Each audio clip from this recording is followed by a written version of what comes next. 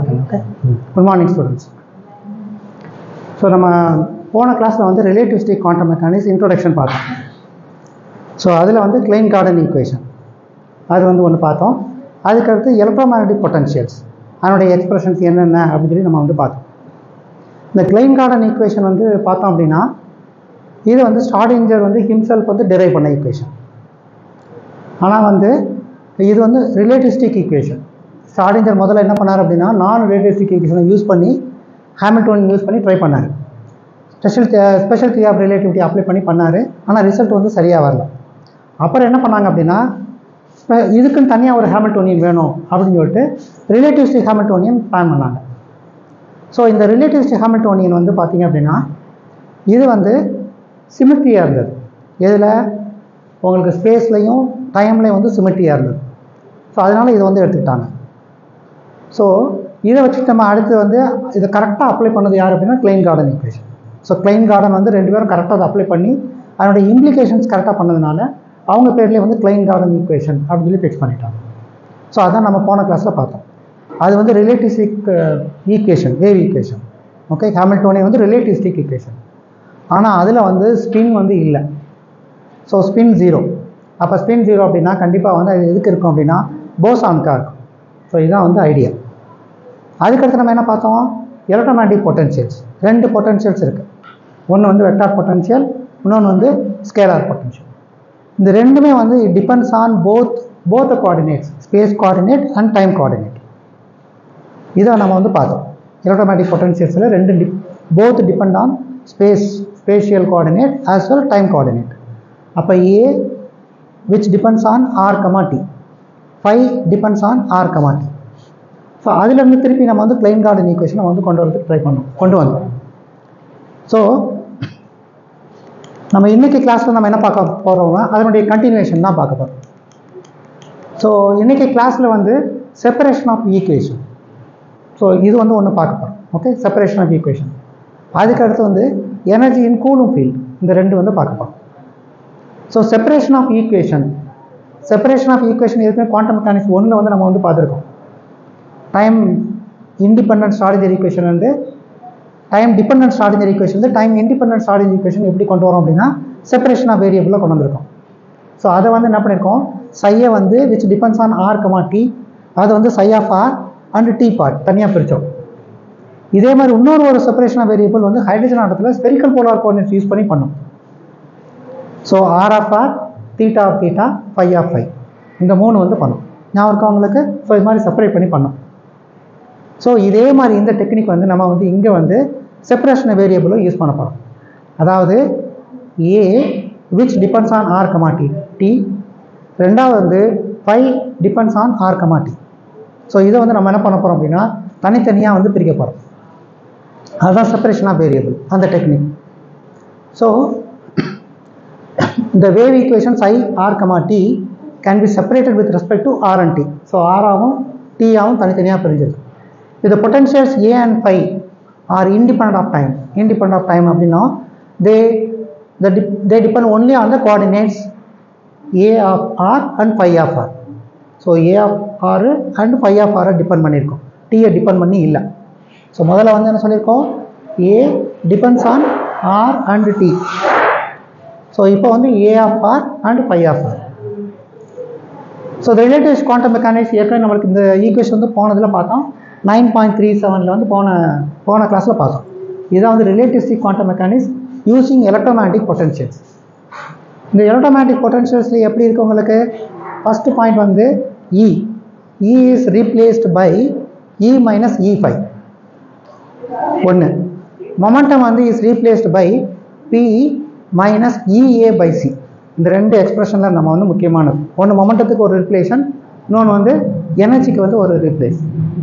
Okay, energy வந்து E minus E5, மொமெண்டத்துக்கு வந்து P minus EA by C.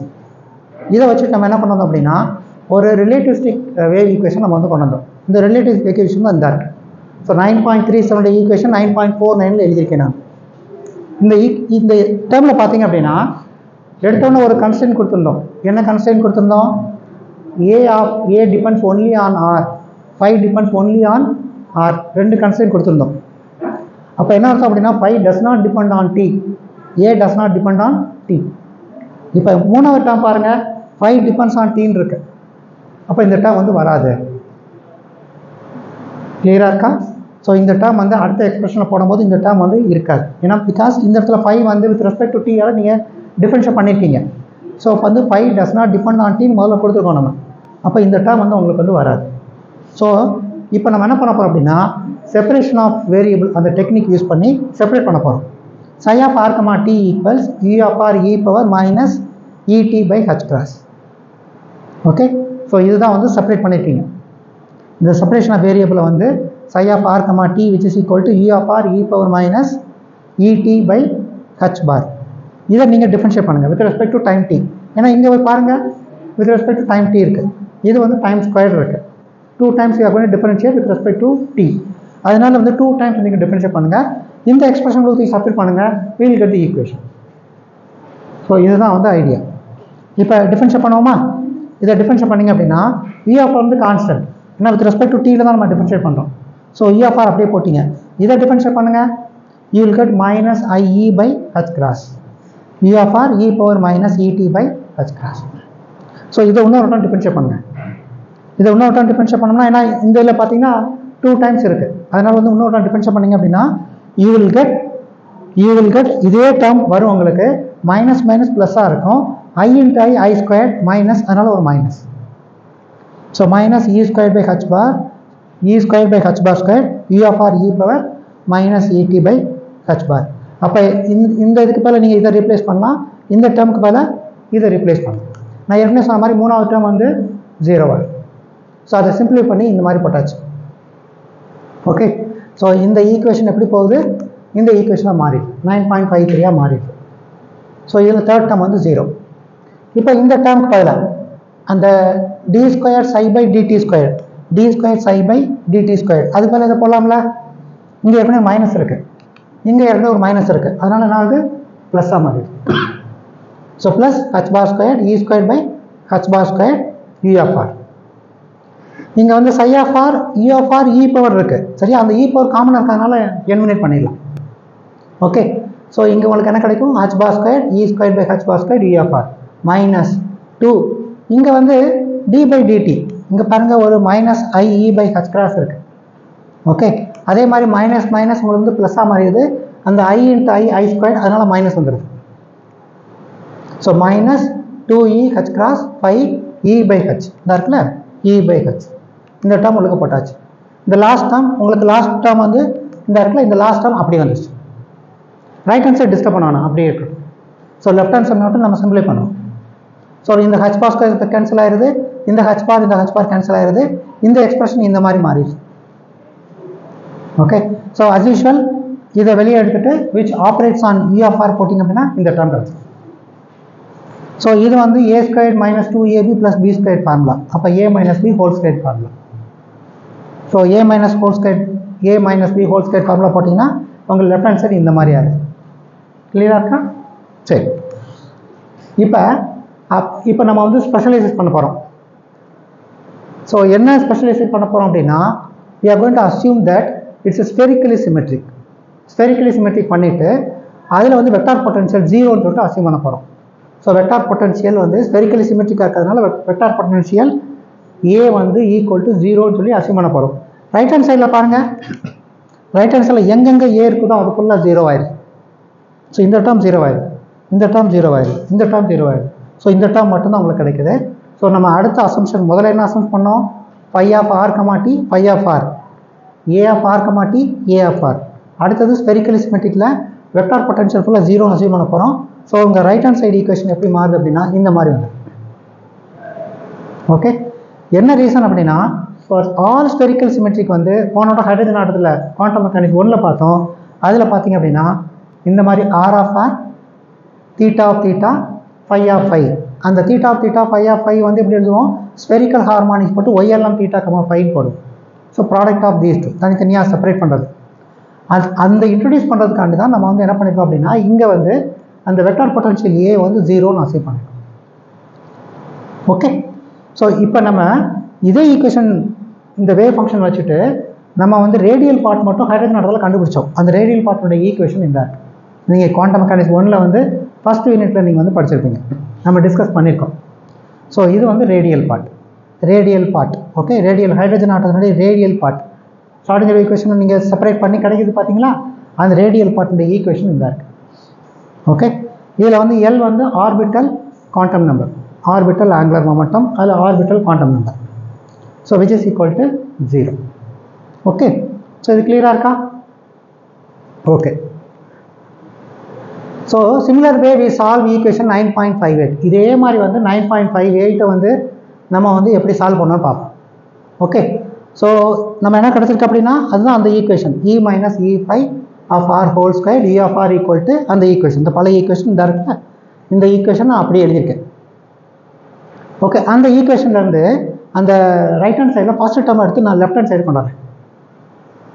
Okay, so right hand சைடுடைய first expression இருக்குது பார்த்தீங்கன்னா மைனஸ் இருக்குது பார்த்தீங்கன்னா, அது லெஃப்ட்டில் கொண்டு வந்தோம் அப்படின்னா நம்மளுக்கு h bar square c square del square கிடச்சிது. லெஃப்ட் ஹேண்ட் சைடு ஈக்குவேஷன் அப்படியே வச்சுருக்கேன்.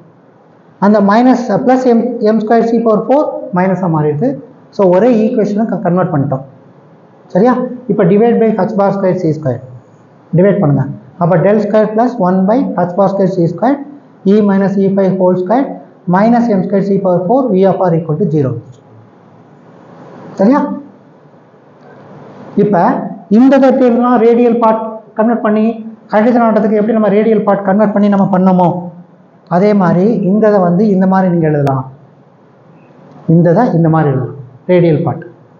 ஓகே, அதே மாதிரியே வந்து ஹைட்ரஜன் ஆட்டத்துக்கு எப்படி கன்வெர்ட் பண்ணி பண்ணோமோ அதே மாதிரியே நீங்கள் வந்து இந்த ஈக்குவேஷன் வந்து ரேடியல் பார்ட் மட்டும் தனியாக எடுத்து நீங்கள் பண்ணீங்க அப்படின்னா ரிலேட்டிவிஸ்டிக் ரேடியல் ஈக்குவேஷன் வந்து இது மாதிரி கிடைக்கும். ஓகே, ஸோ இதில் வந்து அப்படியே பாருங்கள், என்னுடைய டேர்ம் அப்படியே வந்திருக்கு. இங்கே எப்படி வந்து டேர்ம் வந்து வந்துச்சோ பொட்டன்ஷியல் வந்துச்சோ அதே மாதிரியே வந்து இதில் வந்திருக்கு. ஸோ இது வந்து எனர்ஜி, டோட்டல் எனர்ஜி. இது potential V of r equal to E5 போன கிளாஸில் பார்த்தோம் நம்ம. ஸோ இது ஒரு பொட்டன்ஷியல். இது அடிஷனல் டேர்ம், ரிலேட்டிவிஸ்டிக் டேர்ம், எல்லாமே ரிலேட்டிவிஸ்டிக் டேர்ம்.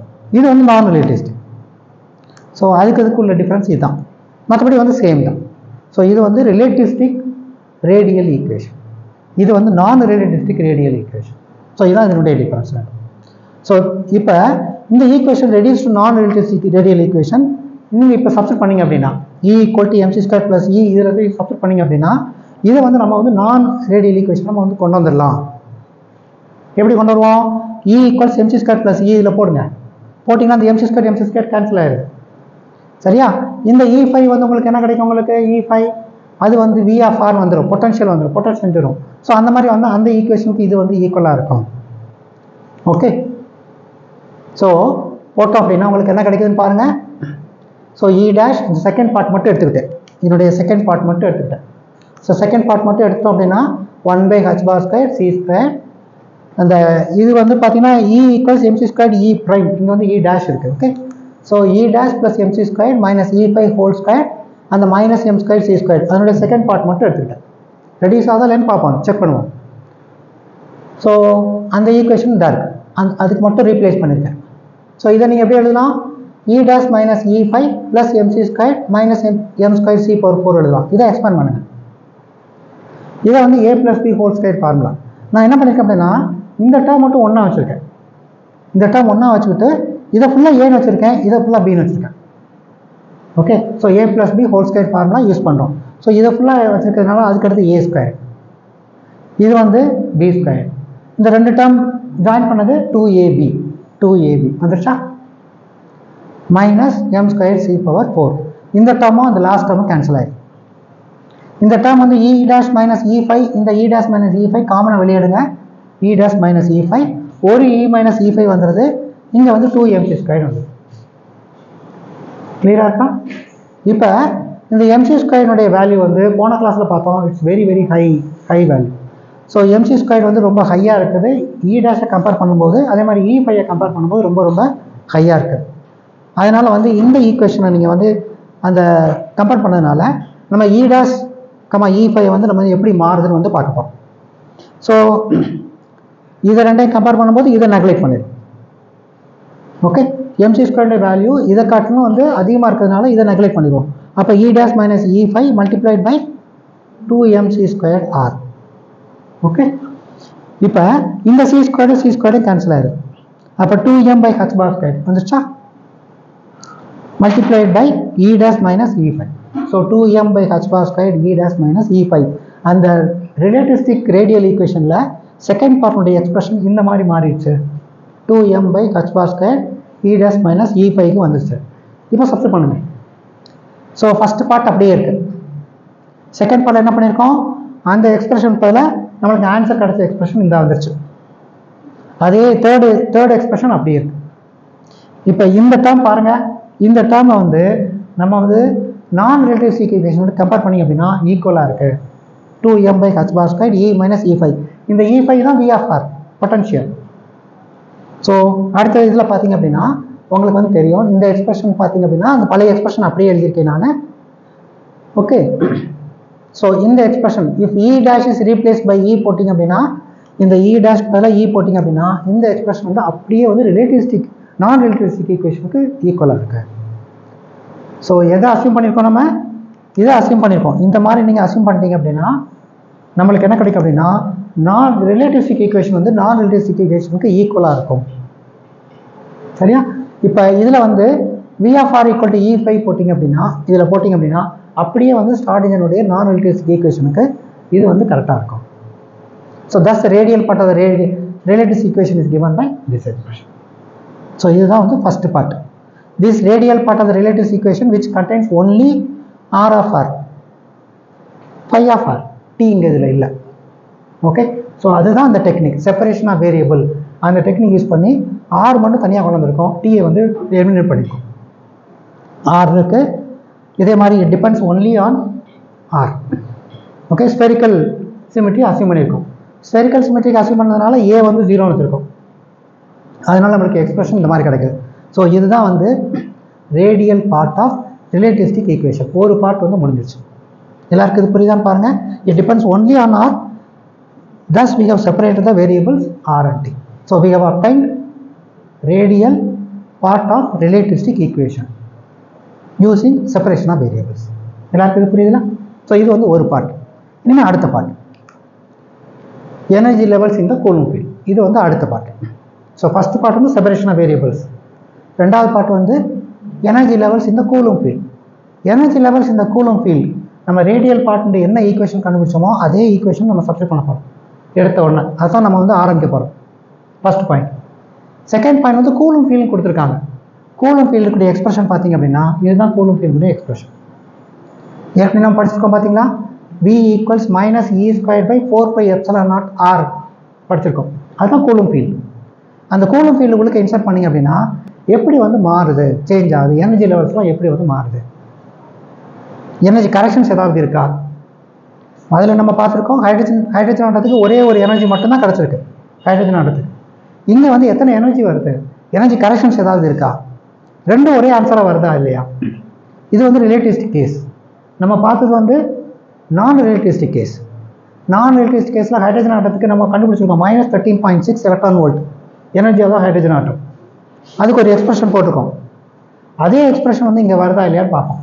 அல்லது அதை காட்டிலும் கூட எக்ஸ்பிரஷன்ஸ் இருக்கா இல்லையா, ரிலேட்டிவ் கேஸில் இருக்கா இல்லையா, அதை வந்து பார்க்கலாம். ஸோ இதுதான் வந்து உங்களுடைய coulomb field. v of r வந்து minus z e squared by r. Okay, இதுதான் வந்து கூலும் ஃபீல்ட். இந்த கூலும் ஃபீல்டில் நம்ம வந்து இன்சர்ட் பண்ணப்போம்.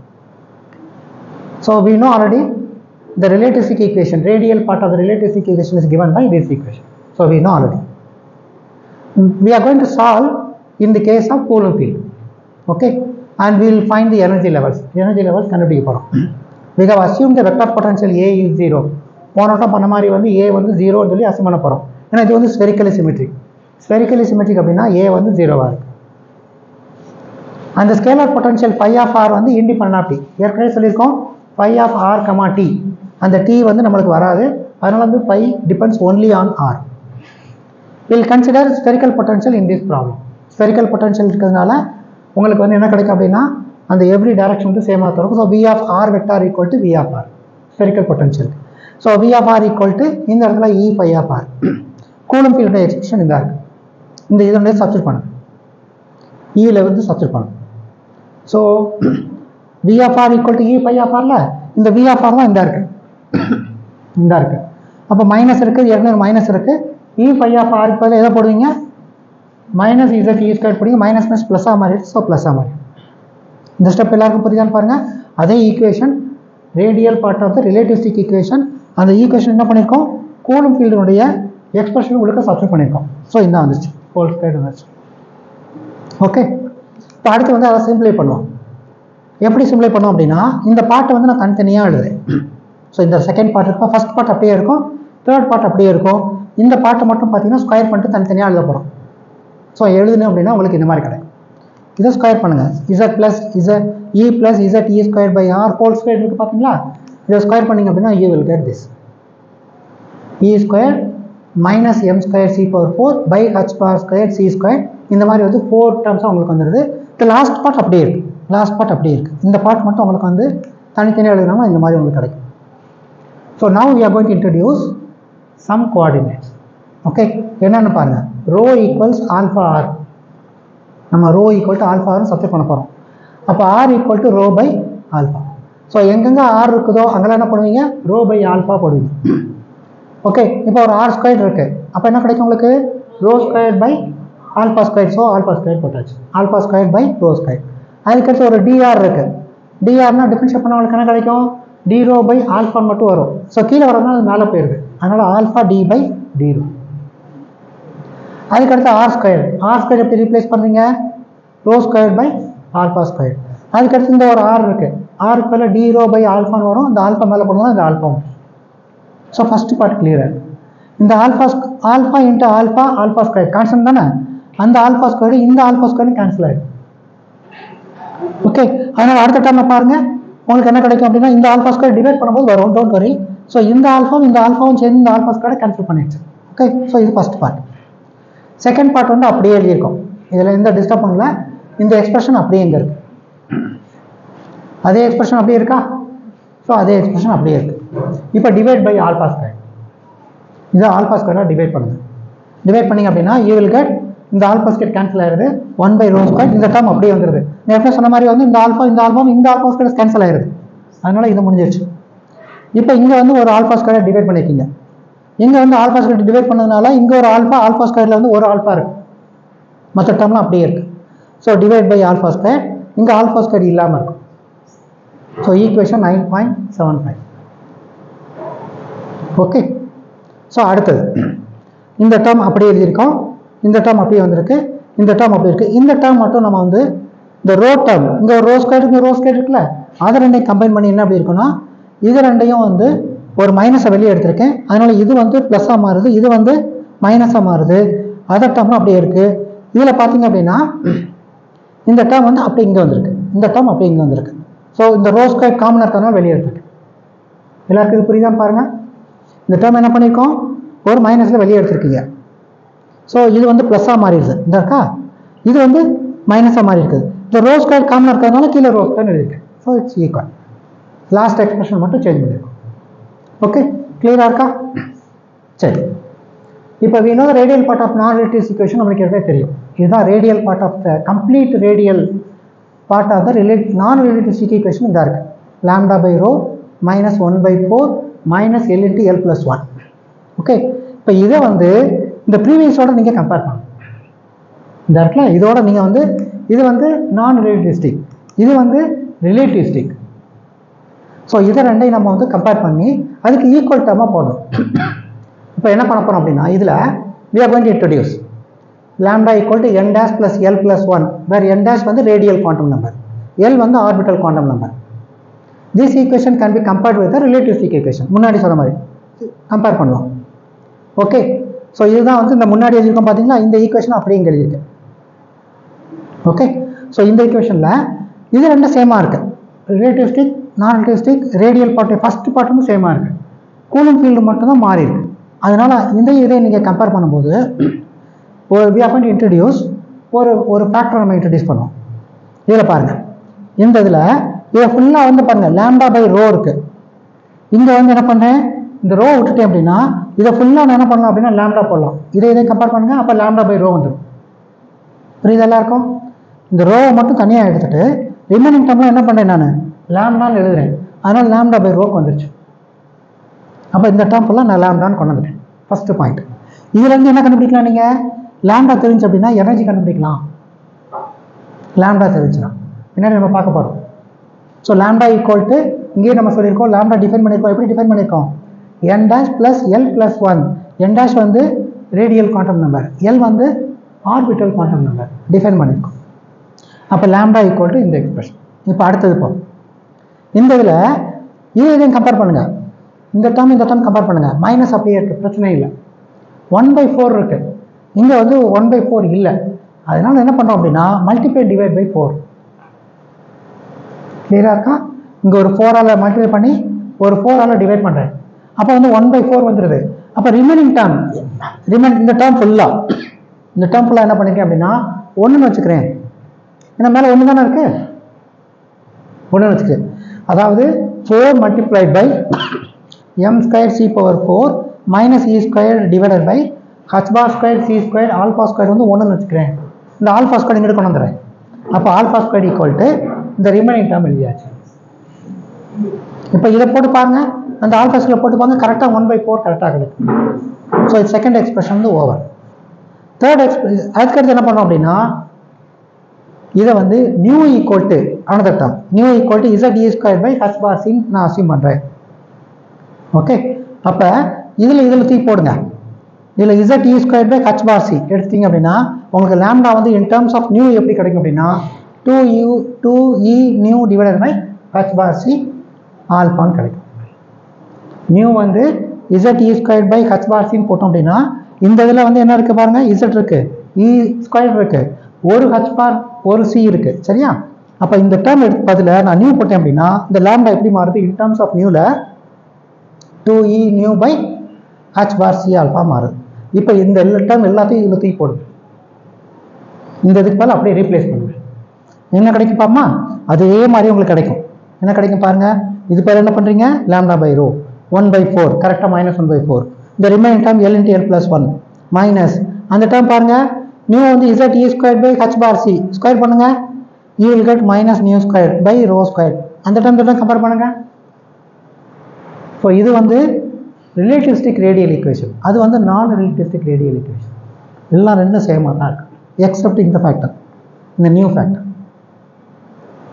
ஓகே, இந்த l into l plus 1 minus nu ஸ்கொயரை வந்து அந்த இதுக்கு கொண்டு வரதுக்கான என்ன பண்ணுறாங்க அப்படின்னா ஒரு புது குவாண்டம் நம்பரை இன்ட்ரடியூஸ் பண்ணுறாங்க, s into s plus 1.